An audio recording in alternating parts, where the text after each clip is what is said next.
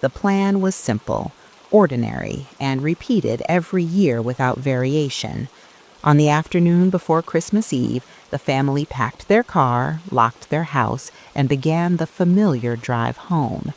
It was a journey they had taken dozens of times before, along highways worn smooth by memory, through towns that marked progress by the rhythm of roadside signs and fuel stops.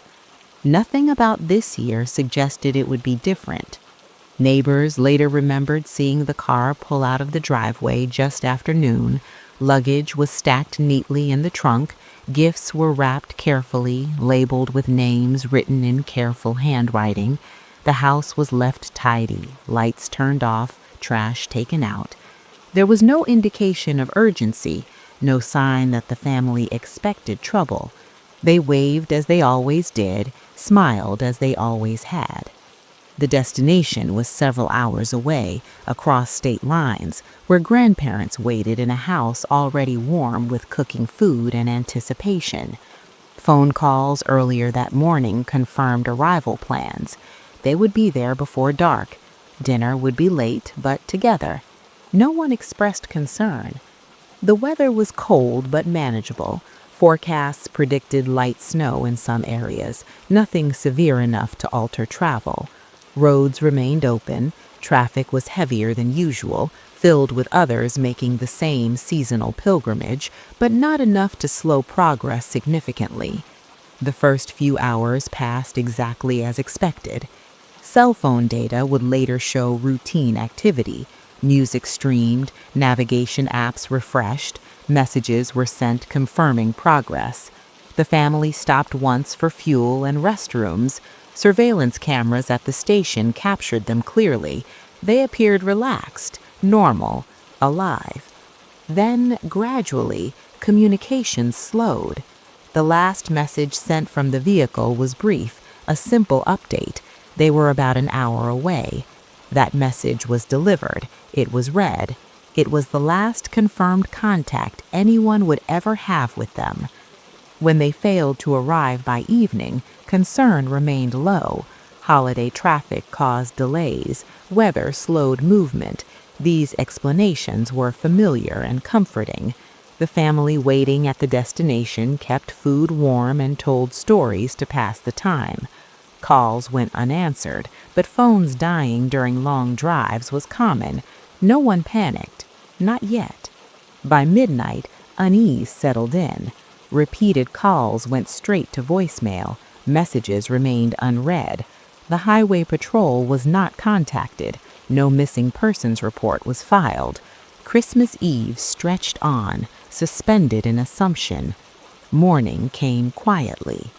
Christmas Day passed without the sound of the expected knock at the door. Presents remained unopened, meals cooled untouched. Concern hardened into fear, and fear demanded action. Police were notified late in the morning. Officers asked standard questions: vehicle description, route planned, last known contact. There were no warning signs to report, no arguments, no threats, no history of disappearance. The family had simply vanished. Search efforts began cautiously, expanding as hours turned into days. Highway cameras were reviewed, toll records were checked, credit card activity was monitored. There was no evidence the car had exited the highway after the last fuel stop. No purchases, no transactions, no signals. A vehicle matching the description was never recorded leaving the route. News spread quickly once the case became public. A family disappearing days before Christmas carried weight. Photos circulated, smiling faces framed by holiday decorations. Headlines emphasized the normalcy of it all. Search teams combed roadside ditches, wooded areas, frozen waterways. Helicopters flew slow patterns over snow-covered land. Nothing was found. No debris, no tire marks, no sign of impact. The lack of evidence unsettled investigators more than any discovery would have. Accidents leave traces. Crimes leave disruptions. This disappearance left neither. Cell phone records provided limited insight. The devices stopped transmitting shortly after the final message. No emergency calls were placed, no abrupt movements suggested panic. It was as if the family had simply driven out of reach and dissolved. Speculation filled the void left by facts. Some suggested an accident hidden by terrain, others whispered about foul play. Online forums dissected every detail, inventing theories faster than investigators could dismiss them. Police remained careful in their statements. They avoided conclusions, they avoided promises. The truth was, they had very little to work with. As days passed, then weeks, the disappearance took on a different quality. It became less about rescue and more about explanation. What could erase an entire family so completely on a route so familiar during a time so visible? Christmas decorations were taken down across the region. Trees were discarded. Lights were unplugged. Life moved forward for everyone except those left waiting for answers. The family never made it home. And somewhere between a gas station stop and a final unread message, a holiday journey ended in silence that would stretch far beyond Christmas into years of unanswered questions, unresolved grief, and a case defined not by what was found, but by what never was. By the second day after Christmas, the disappearance had shifted from a delayed arrival to a full-scale search. What began as concern became procedure, and procedure became urgency. Law enforcement agencies across jurisdictions coordinated quietly, aware that time mattered even when evidence did not yet exist. The route the family planned to take was reconstructed mile by mile. Investigators identified every highway exit, every service road, every possible deviation. Traffic cameras were reviewed in sequence, creating a moving timeline that followed the car until it simply stopped appearing. There was no final frame showing a turn, no blurred image suggesting an accident. The vehicle vanished between two cameras, a gap small enough to be routine but large enough to hide an answer. Search teams focused first on probability. Accidents were the most common explanation for disappearances during travel. Ditches were checked, embankments scanned, and frozen rivers surveyed. Snowplow drivers were interviewed, tow operators were contacted. No reports matched the vehicle. Dogs were brought in to search rest areas and pull-offs near the last confirmed location. The cold made tracking difficult. Snow had hardened into ice, locking scent beneath it. Even trained animals struggled to separate useful traces from the noise of holiday traffic. Aerial searches expanded the field. Helicopters flew low over ravines and tree lines. Drones scanned areas inaccessible by foot. The landscape offered plenty of places to hide a vehicle, but none offered signs of disturbance. No broken branches, no disturbed snow, no marks consistent with a car leaving the roadway. Investigators widened the scope. They examined whether the family might have taken an unplanned detour. Local roads were checked. Rural paths were driven. Abandoned properties were inspected. Still, nothing. Attention turned to technology. Cell phone records were analyzed in detail. The final signal pings suggested normal movement until abrupt silence. There was no sudden change in direction, no spike in speed, no indication of braking or emergency maneuvers. The phones simply stopped communicating. That kind of shutdown could mean several things: devices powered off, batteries drained simultaneously, loss of signal in a remote area, or something more deliberate. Financial records offered no clarity. Credit cards showed no activity after the last fuel stop. Bank accounts remained untouched. There were no attempts to withdraw cash, no online purchases. The family had not planned to disappear. Social media remained quiet. Scheduled posts did not publish. Messages from concerned friends went unread. The digital absence mirrored the physical one. Investigators interviewed people who had been at the gas station at the same time. Some remembered the family vaguely: a car with children, luggage in the back, nothing unusual, no argument, no interaction that stood out.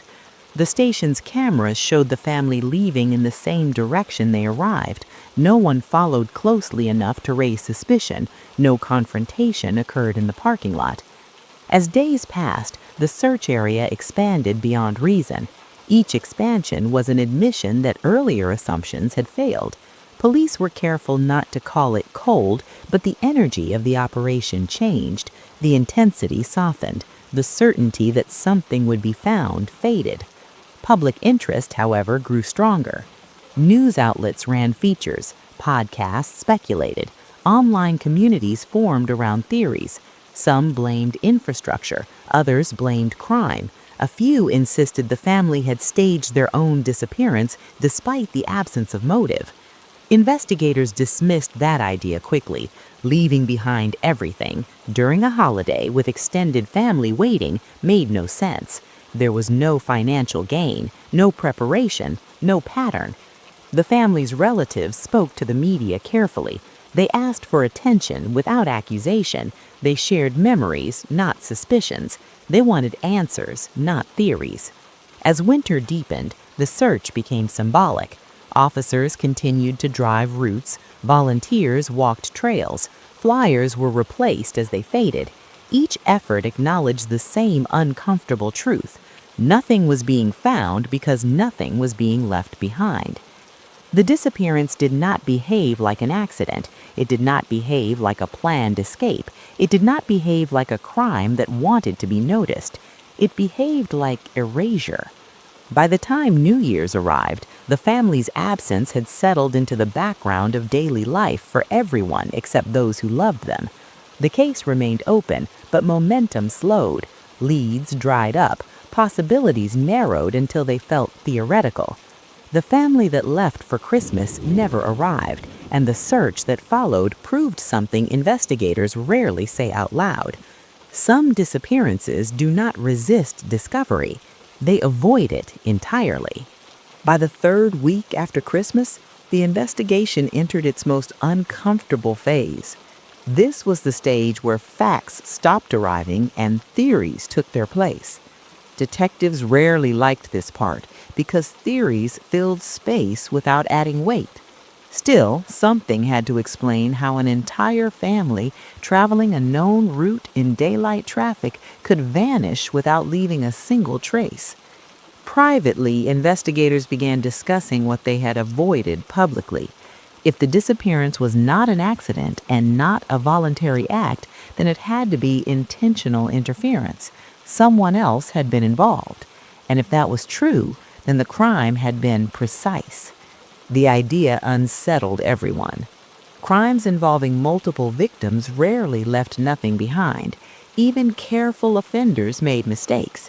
Vehicles left marks, witnesses remembered something, objects were discarded. But here there was no physical chaos, no disruption to the environment. The road had not swallowed the car. The weather had not erased it. The family had not simply driven into nowhere. The car itself became central to every theory. It was modern, reliable, equipped with safety features. A breakdown would have triggered alerts, calls, or at least a roadside presence. None had occurred. If the car had left the roadway, it would have left evidence. If it had been stopped, someone would have noticed. Investigators examined the possibility of a staged stop, a uniform, a fake authority figure, someone capable of pulling a family over without causing alarm. This idea was deeply troubling because it suggested planning, confidence, and familiarity with human trust. But even that theory had gaps. Where would such a person take the family? How would they move multiple people without witnesses? Why would they leave no evidence behind? And most importantly, why this family? Background checks revealed nothing remarkable. No criminal associations, no hidden conflicts, no debts, no threats. They were ordinary in every measurable way. And that was part of the problem. Ordinary people disappear far more easily than anyone expects. Investigators began reviewing cases with similar characteristics, not identical, but close enough to matter. Families vanishing during travel, vehicles never recovered, no confirmed sightings after a specific point. These cases were rare but not non existent. What they shared was geography, remote stretches of highway, areas where jurisdiction blurred, places where responsibility shifted quietly from one department to another, places where mistakes could be buried under procedure.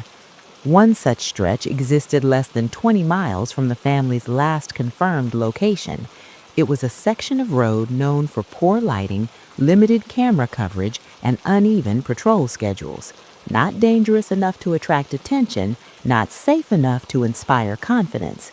Investigators returned to it with renewed focus. They reviewed maintenance logs, tow records, emergency calls, and unofficial reports.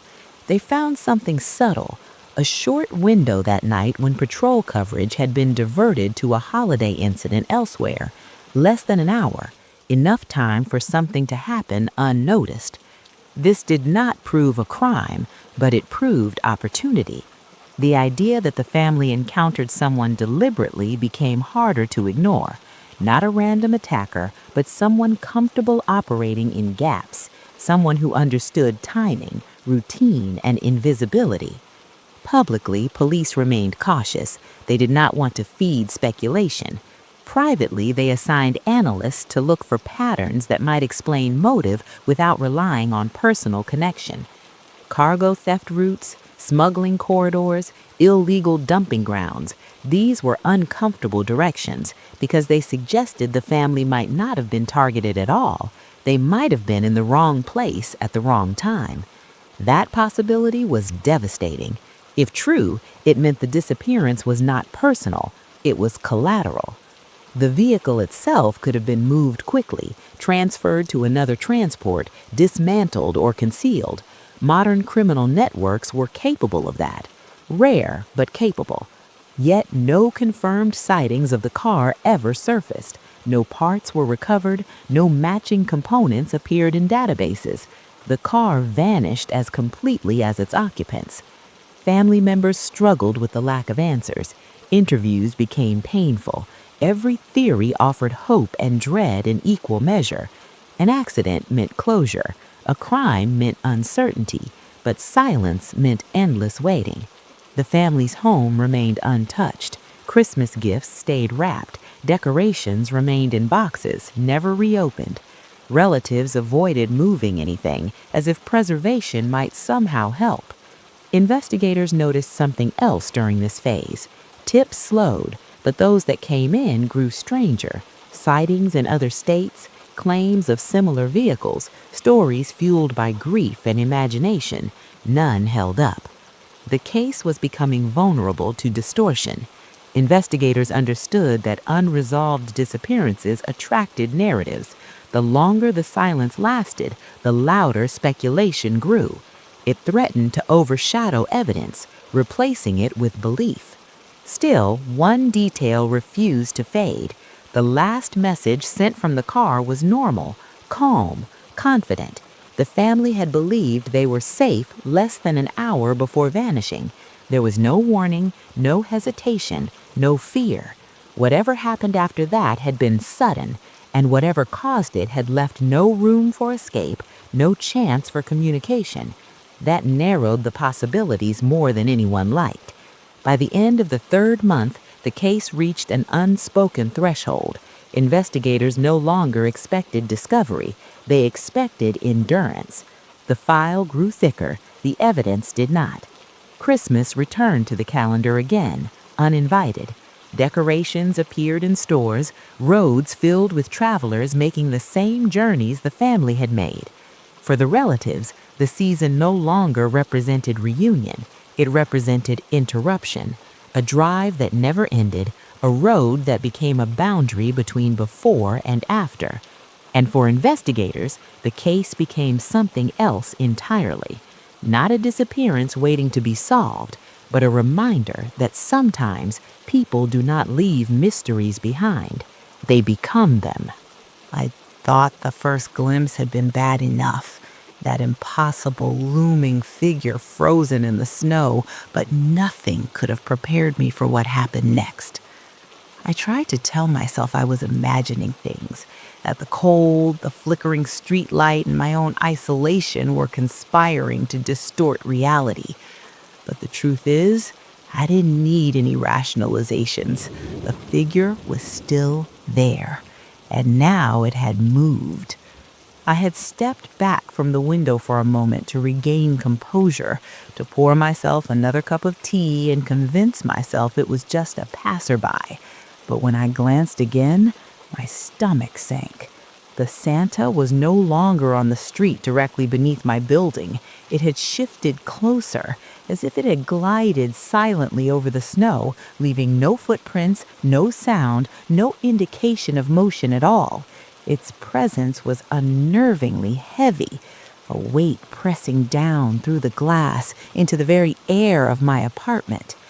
I couldn't see its face, but the shadow beneath the hood seemed to have grown darker, almost tangible, like a black void that swallowed the faint winter light.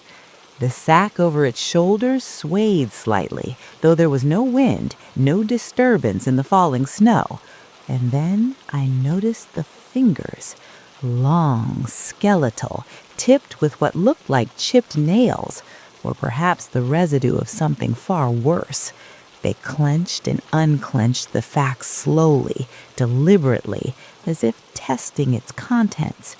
I wanted to scream, to run, but I couldn't move. My hands shook so violently that my mug trembled, sending droplets of tea onto the windowsill. My apartment, which had felt safe and familiar just hours before, now seemed alien, invaded by something unholy.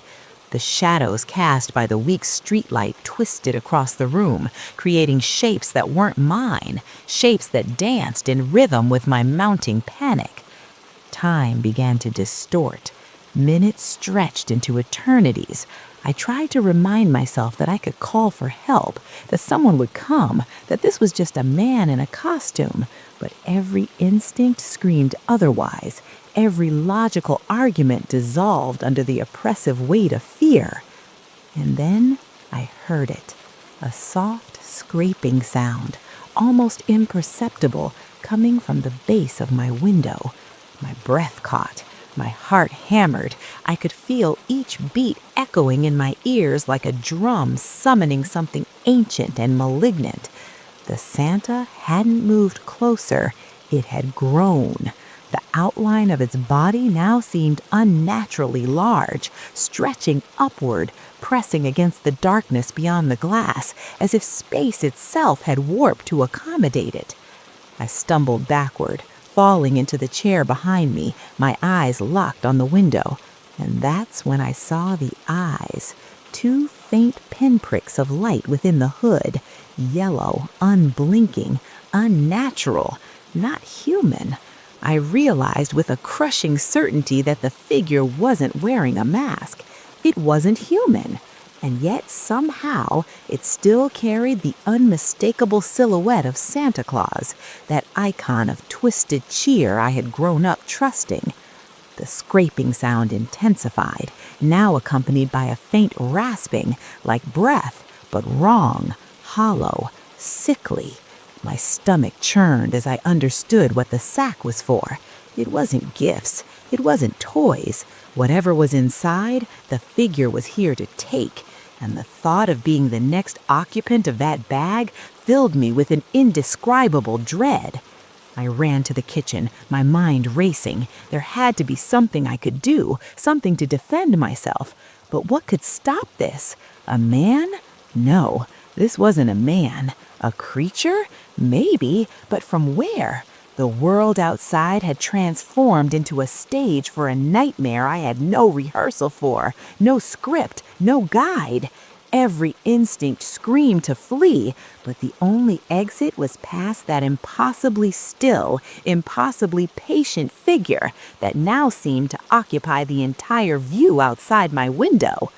I grabbed my phone and dialed 911, my fingers numb and trembling. The operator answered, her voice bright and oblivious, and I tried to speak, to explain. But when I looked back at the window, my blood ran cold. The Santa was gone, vanished, the street empty. My relief was brief, a cruel trick, because then I realized the figure hadn't gone. It was now behind me. The reflection in the dark glass of my apartment window was all I needed to see. The shape of that hulking Santa loomed behind me, impossibly close, fingers brushing the back of my chair. My blood froze, and I could no longer tell if my screams were audible or just swallowed by the darkness. The scratching, the rasping followed me, circling, taunting. And when I dared to look again at the window, the figure had returned outside, closer than ever, its sack seeming to swell as if it had absorbed the very shadows of the room. I tried to run, to escape, but my legs refused to cooperate. I was trapped, paralyzed by fear and something else, something darker. A deep, gnawing sense that it had claimed me already, that its presence was more than physical, more than visual. It had attached itself to my mind, threading through my thoughts, my memories, and my fears. I understood then that I wasn't just being watched, I was being marked. Hours passed in this unbearable limbo. The snow continued to fall outside, muffling the world, isolating me further. The Santa didn't move, it didn't speak, it simply waited. And with each passing second, the air around it thickened, turning cold and metallic, as if the warmth of my apartment was being leached away. I could hear my own heartbeat, but it sounded wrong, slowed, dragging, as though syncing with some unholy rhythm outside the glass. And then, just when exhaustion made my eyes droop and I thought I might collapse into sleep, I noticed the sack shift again. A soft, wet slurp, the sound of flesh or something like it, emanated from within. I couldn't turn away. My mind screamed to close my eyes, to block it out, but I was trapped in that gaze, in that dark, patient, watching presence. By dawn, I could no longer distinguish what was real. The figure had not moved, yet somehow it had changed, the darkness under its hood seeming thicker, almost living, crawling, and the sack, oh, the sack, it now seemed to breathe, swelling and contracting in rhythm with some unseen, dreadful pulse. And I knew in the deepest, most primal part of myself that whatever waited inside that sack, it would soon be mine. By the time a decade had passed, the disappearance no longer lived in headlines. It lived in memory, quieter but heavier, carried by those who could not set it down. For the rest of the world, it became a story from another time, occasionally resurfacing in documentaries or late-night discussions, framed as a mystery rather than a loss. But for the family left behind, time had not softened anything. It had only stretched the absence. Christmas continued to arrive each year with the same predictability that once felt comforting. Stores filled with music, roads filled with travelers, conversations filled with plans. And every year, the same thought returned, uninvited and unavoidable. Somewhere, on a road meant to lead home, a journey had stopped, and no one knew why. The investigation remained technically open. The file was never closed, never archived, never declared finished. It sat in a system designed for resolution, quietly defying its purpose. New detectives occasionally reviewed it, often driven by personal curiosity rather than expectation. They read the reports, studied the maps, reviewed the timelines, and reached the same place as those before them. There was nowhere left to go. Advancements in technology offered brief moments of hope, a new database, a new search algorithm, a new way to analyze old cell tower data. Each advancement triggered another review, another careful re-examination of the same fixed points: the last gas station stop, the final message, the gap between cameras. every time, the outcome remained unchanged. The family's disappearance resisted reinterpretation. The relatives learned to answer questions with practiced calm. Yes, the case was still open. No, there were no new leads. Yes, they still believe answers existed somewhere. No, they no longer expected to hear them. Grief became something managed rather than resolved, a background presence that shaped every holiday, every gathering, every empty chair. They marked milestones alone. Birthdays passed without candles, anniversaries arrived without acknowledgement. Christmas mornings were quiet, stripped of ritual, reduced to survival. They avoided highways when possible. Long drives felt different now, charged with meaning they could not escape. In the wider community, the story faded into folklore. People referenced it cautiously, aware of its sensitivity. It became a reminder rather than a case study, something that happened once, somewhere else, to someone else, until it didn't feel that way anymore. Because disappearances like this do not stay isolated. They change how people think, how they trust, how they assume safety exists.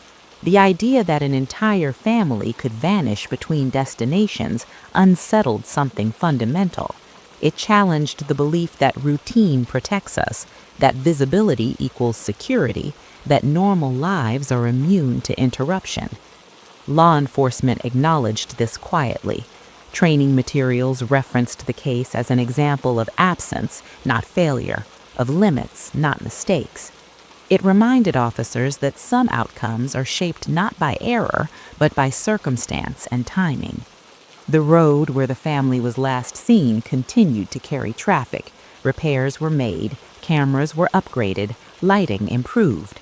None of it changed the past. None of it answered the question that lingered beneath every improvement. Would it have mattered then?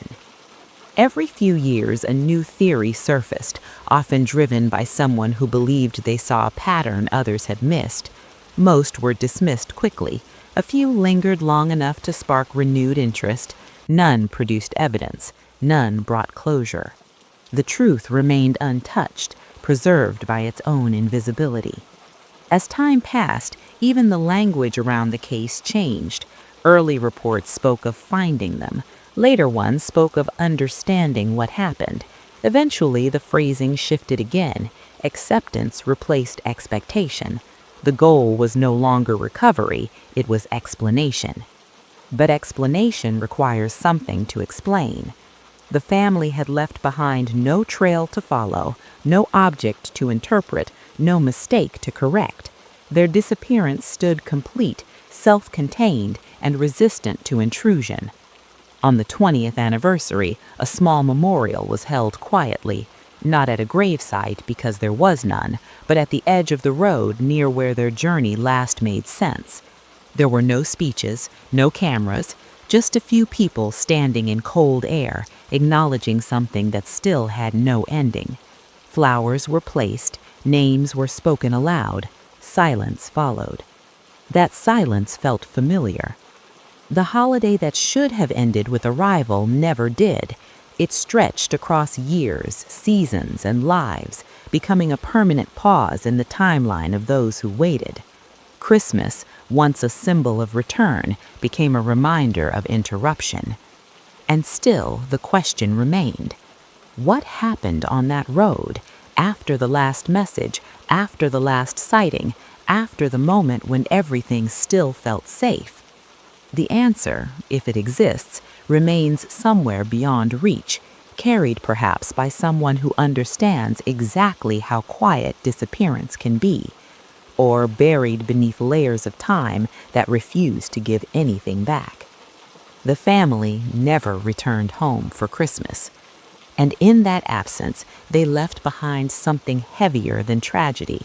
They left behind uncertainty that does not fade, silence that does not close, and a story that continues without resolution, reminding anyone who hears it that some journeys do not end. They simply stop. And the world keeps moving around the place where they vanished, unaware that a holiday once passed through there, and never came back.